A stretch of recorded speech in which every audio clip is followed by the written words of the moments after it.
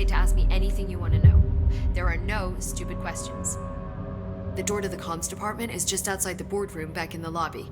They should have gotten it open by now. Follow the signs to the mailroom. You can get to the Hotline containment chamber through there. Good luck, Jesse. See you back here once you have the hotline. Thanks, Emily.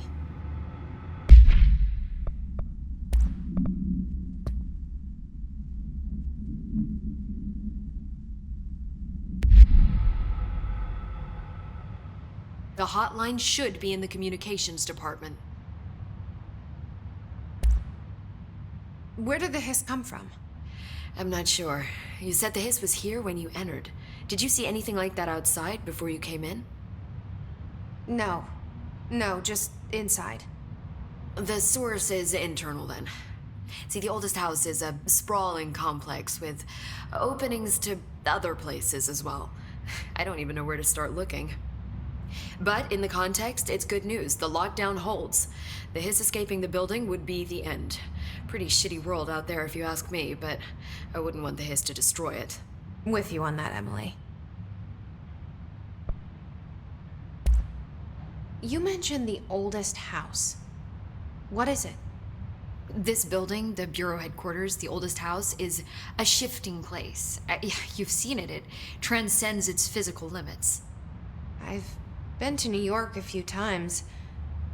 How didn't I notice this place? It's an attribute of the building. This is a place of power. The oldest house doesn't like attention, so unless you're purposely trying to find it, you don't, which is perfect for us. The work we do here is essential, but unstable. The Bureau prefers not to be noticed. And we need strong walls to make sure nothing gets out. So without you, I never would have found the front door. Okay. This trench guy. I keep hearing him in my head. Is he a ghost? Haunting me? I doubt we're talking about a ghost in the traditional sense, but an echo maybe. See, if he was killed by the service weapon, your gun, maybe it's his final thoughts recorded by the bullet in his brain, like a deep space probe sending back data. But that's just a hypothesis on my part. I'd need the gun to research it. But you better hold on to that given the circumstances. I think I will. Yeah. Can you tell me what an object of power is exactly? This is all, well, new to me. Don't worry, I love going over the basics. So objects of power are mundane objects that house paranatural energies and have developed a link to the astral plane and can thus be controlled, which is what differentiates them from altered items, which are still housings of paranatural forces, but are more volatile and cannot be bound in the parautilitarian sense. Got it? Did she memorize this? Got it. Thanks. So, HRA stop you from becoming Hiss? Well, it seems that way. I mean, I hadn't even heard of an HRA until a few weeks ago when Dr. Darling started handing them out. Well, I began analyzing mine as soon as I got it. I mean, each one seems to emit a powerful short-range frequency way beyond anything I've ever seen. Doesn't the timing seem suspicious? I thought that too. Dr. Darling usually likes to unveil his latest breakthrough in big presentations. With these, he just passed them out. Yeah, his behavior makes me wonder what exactly he knew. Thanks, Emily. I'm sure I'll have more questions soon. Just let me know.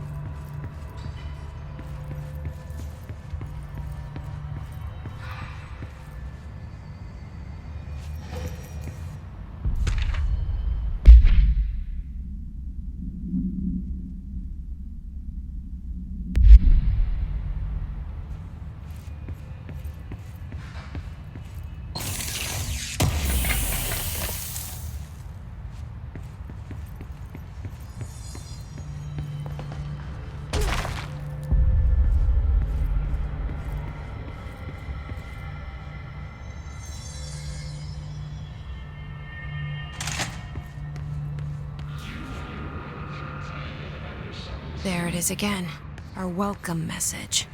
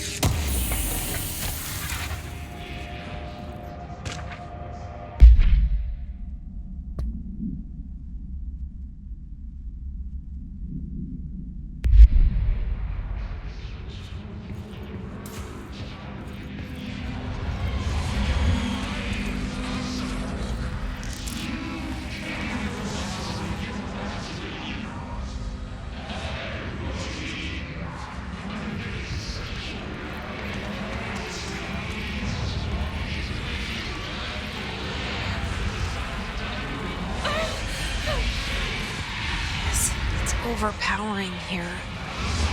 You don't want me anywhere near it. With you on that.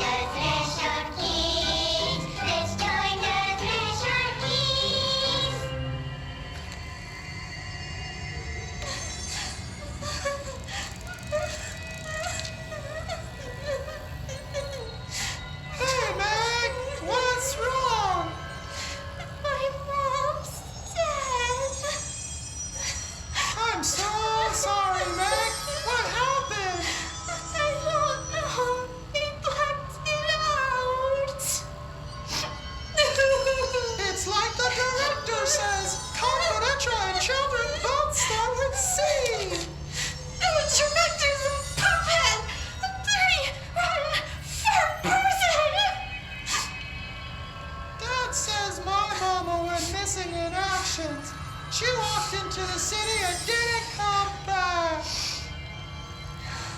I don't know what missing in actions is, but I sure wish someone would find her. I'll help you look, Topher. We'll find your Momma together.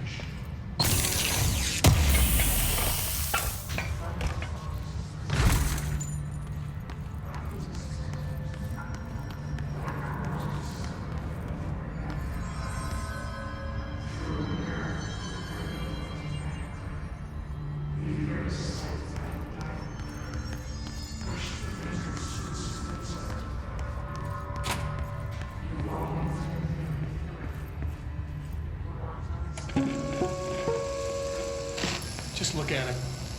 8 inches wide and capable of storing a whopping 80 kilobytes.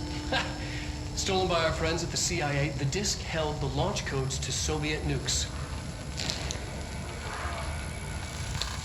This is not the disk, of course, but one exactly like it. A perfect fusion of concepts vibrating in the Cold War era collective unconscious. A receptacle. It is a receptacle for dangerous energies to hone in on. And they did. We don't have the details, but when things started flying around the disk, it was transferred to us. It's an object of power. OP. Oops. Oh, and it can launch things telekinetically through the air. To date, we've launched maybe 3 dozen pencils. And once, we even launched a cup.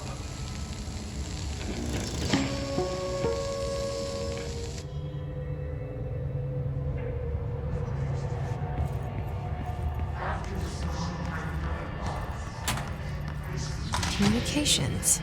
We're on the right track.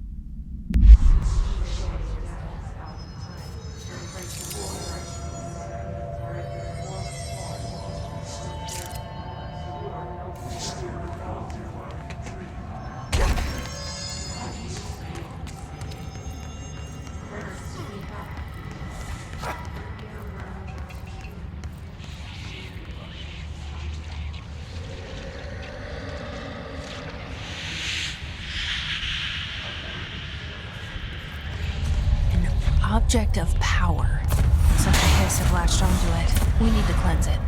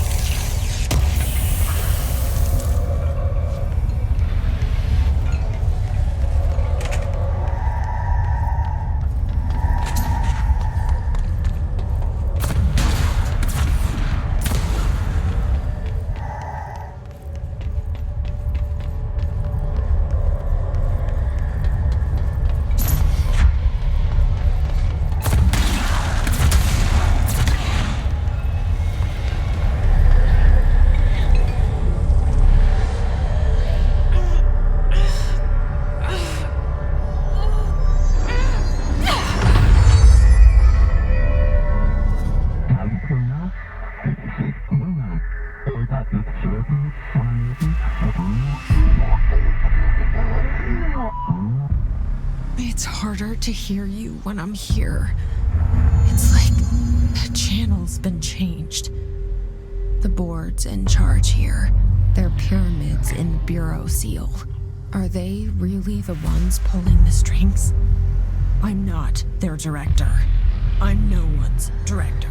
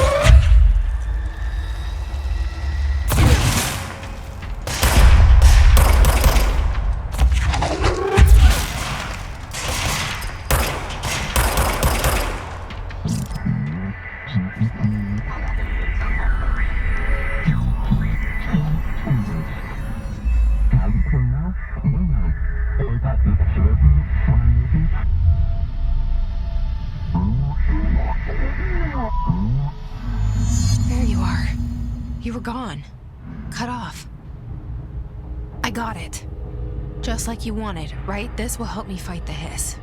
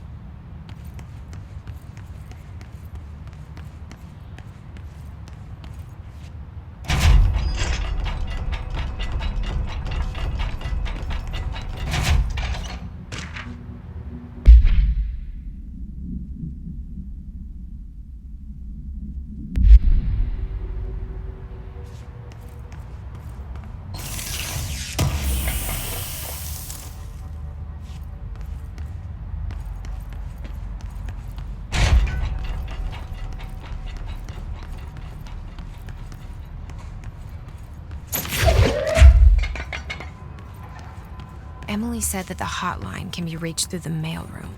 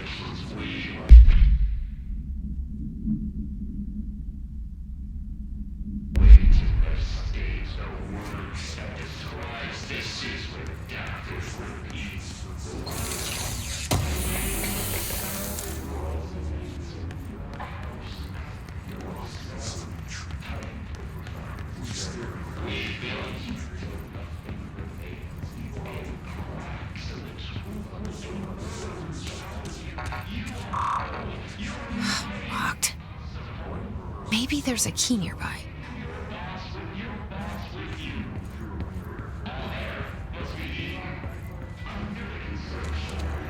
This must open the door.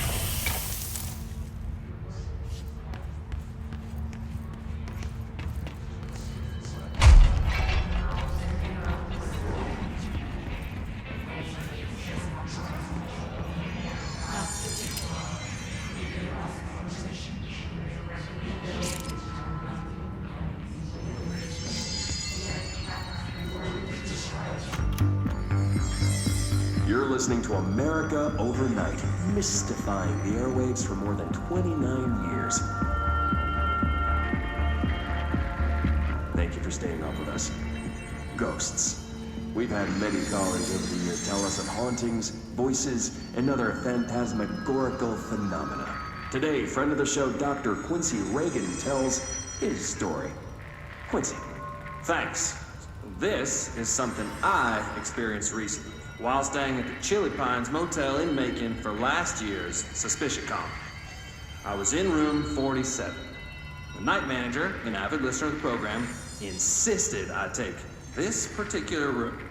Now, the manager explained that years back, the body of a man was discovered under the bed, inside that wooden border that motel beds tend to have. And the body had been there a week, he said. Guests had stayed there, sleeping with the corpse a foot below. They only found the body when housekeepers complained about the smell. Hauntings have been reported in room 47 ever since. I happily took the room. I fell asleep pretty quick, checking under the bed first, of course. No ghosts visited me, no chilly spots or flickering lights. But when I woke up, I found myself under the bed. It was dark and stiflingly hot. Luckily, I was able to push the mattress off and crawl out before I suffocated. The night manager was kind enough to find me another room. Oh, there you have it, listeners. What we call ghosts take many forms. Quincy was brave enough to tell his story, and I encourage you to keep calling and writing whenever you encounter something strange, something you can't explain. Maybe you're seeing colors that we have no name for. Maybe your toaster is possessed. Remember, dear listeners, when no one else believes you, we do. America Overnight, we'll be right back.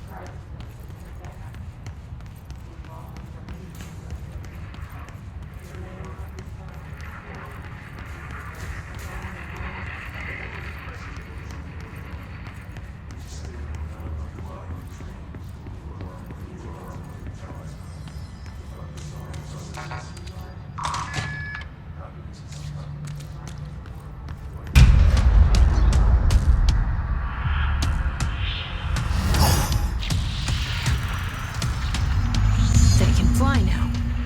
Great.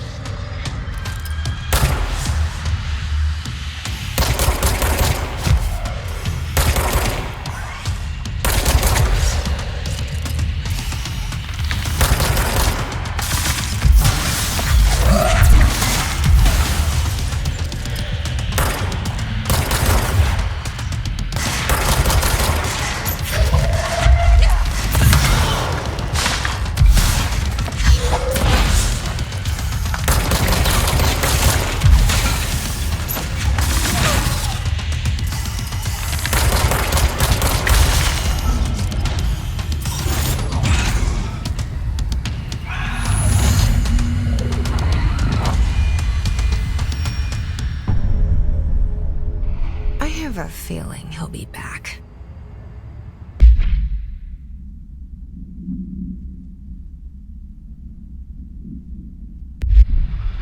Let's stay focused. The hotline should be past the mailroom.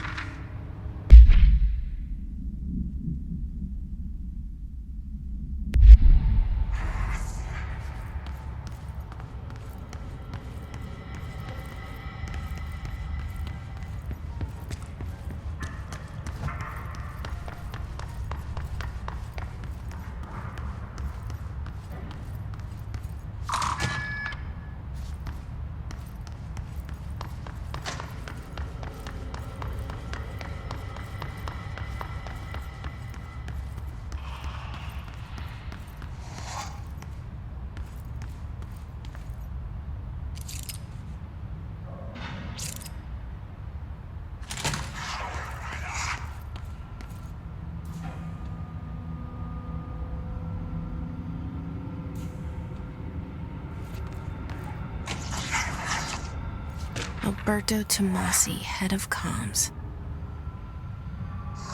The hiss got him.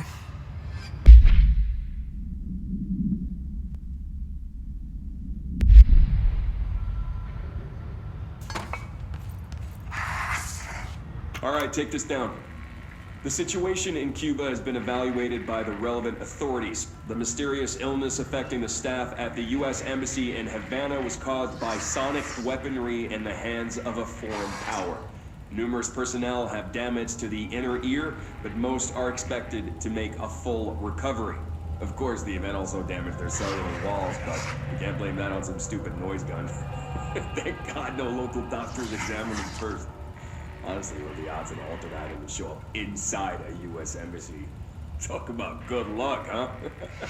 So much easier to... Hey, are you still recording this?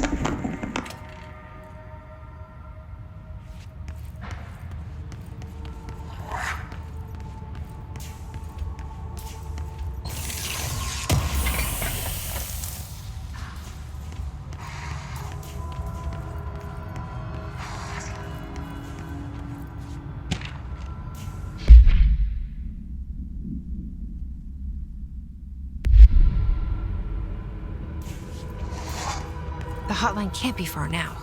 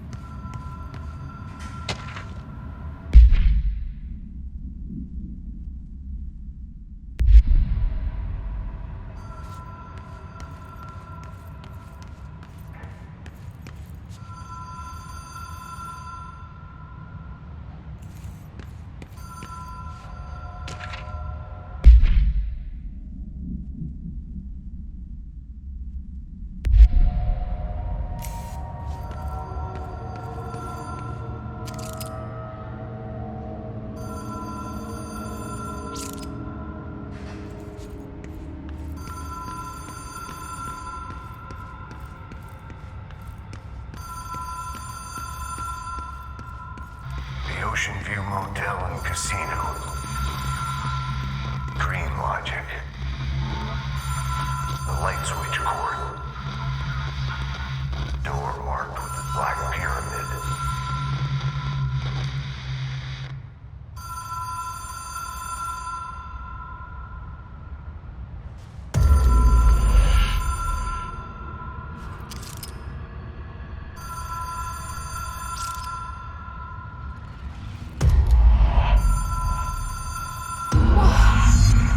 Been here before?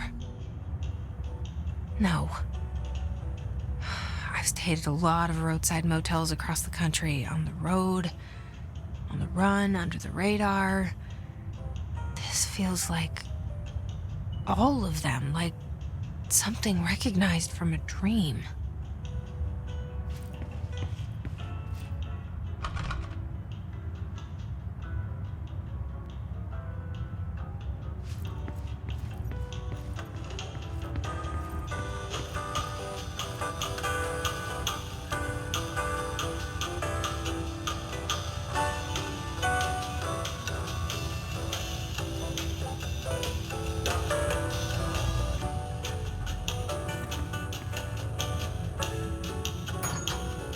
Hello? Anyone here?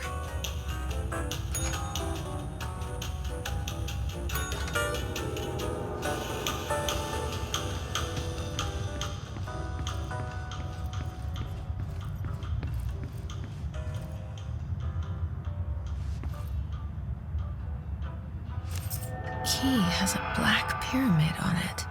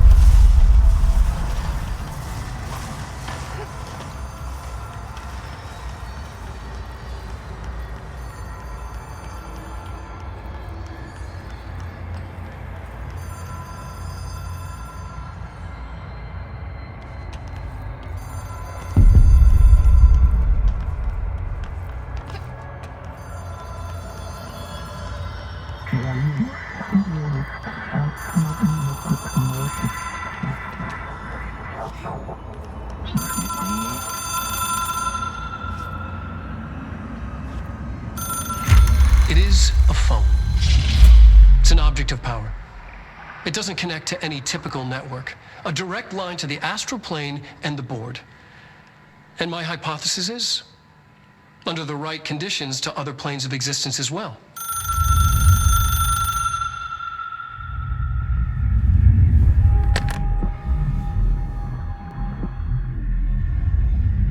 A director needs a team. My management team. These people know the secrets of the Bureau as well as I do. Some even better. Darling, Tommasi, Salvador, Marshall. Marshall especially, my head of operations. She sees right through me. She knows I don't like relying on people. The only person you should fail is yourself. But things change when you become director.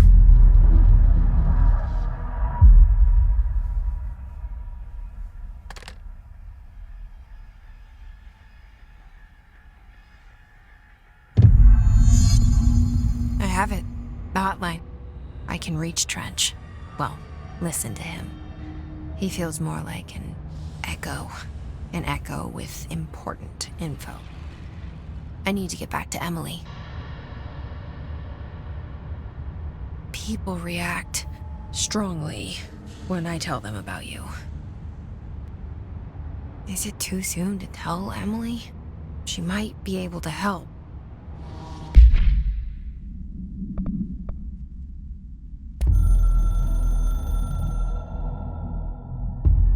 It took us a long time to learn how to stabilize the control points, the ley lines, the meridians of the oldest house. Darling found a way to soothe this beast. We discovered we must cleanse control points of all interference. It's my duty as the director, like Northmore before me. I couldn't manage it in my own house, at my home. I'll damn well do it here. Without the control points, the oldest house would swallow us alive. We'd be sealed inside an endless labyrinth, and no one would hear our screams. If an enemy ever managed to corrupt the control points, it'd be over fast, spreading like a cancer, leaping over the fire breaks like a crown of fire. They are the weak point. Darling's right about that. He's wrong about everything else. Dangerously wrong. Suspiciously wrong. Has he been compromised?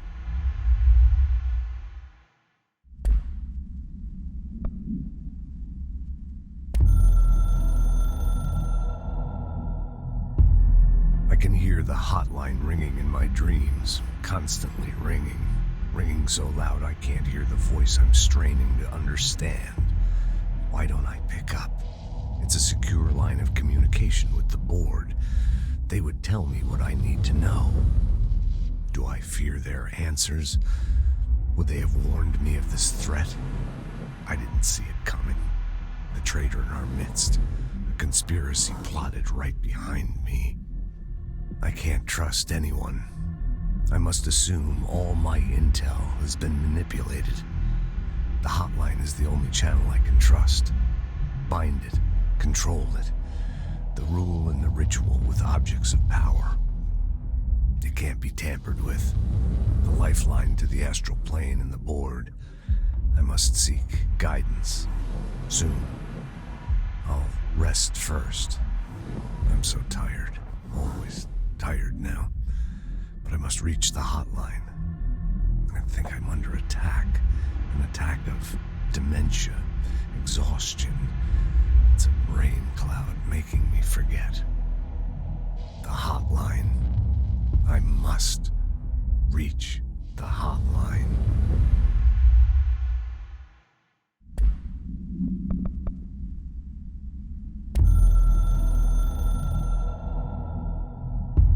A director needs a team.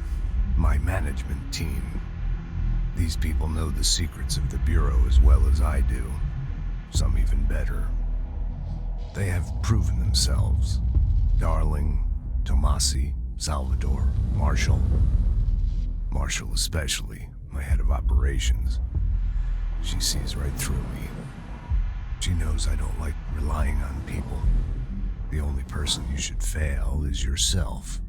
So I followed my own orders. Northmore hated my guts for that. But things change when you become director. You suddenly see this dark void for the horror show it truly is, filled with screaming fear we pretend to control. Sand leaks through my fingers. The roses I pruned in the garden back when I still had a family, all dead. Heat escapes my body. My thoughts are scattered. The universe keeps expanding. I can't keep up with it alone. When I forget that, things go wrong. and my team has to pick up the pieces. Damage control. To help me get out of my mess.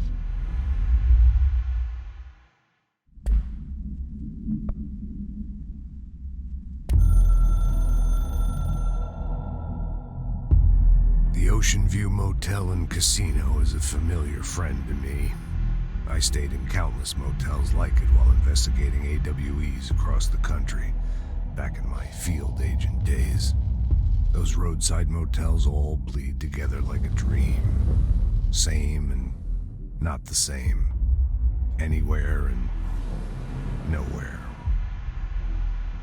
The Ocean View operates on dream logic, and the light switch cord leaks out to be found in the most unexpected places, and sometimes successfully encouraged to appear and act as a convenient lock to keep out those not trained in dreamscape navigation. Even Bureau veterans can only find one key in the motel. The key that opens the door marked with the inverted black pyramid. The rest, the many other doors, are still mysteries to us. We're all merely guests there. Even the board. Sometimes I need to visit, just to breathe easier for a while. It beats the numb, sterile apartment I spend my nights in, insulated from everything but myself. I guess that's where the whiskey comes in.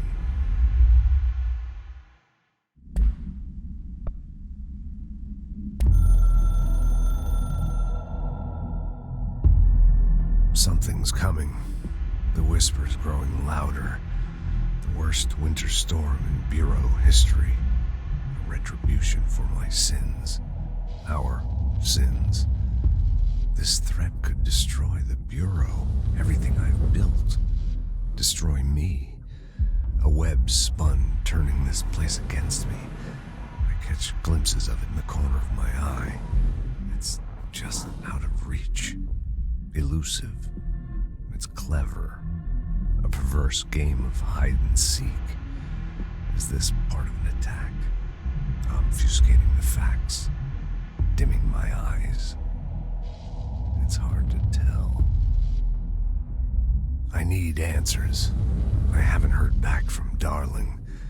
I fear for my friend, my closest ally. I think we made a terrible mistake all those years ago. That thing he studies is putting us all in danger.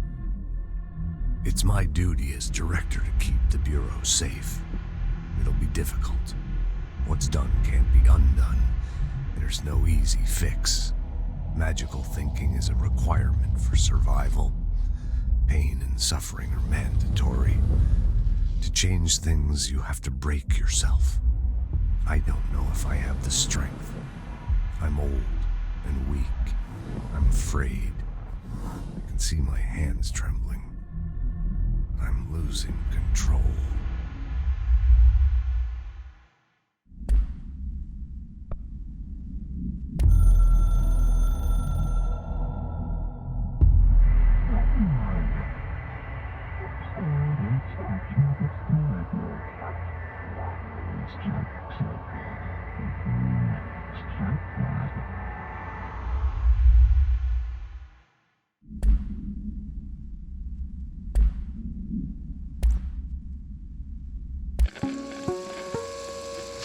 Ring, ring.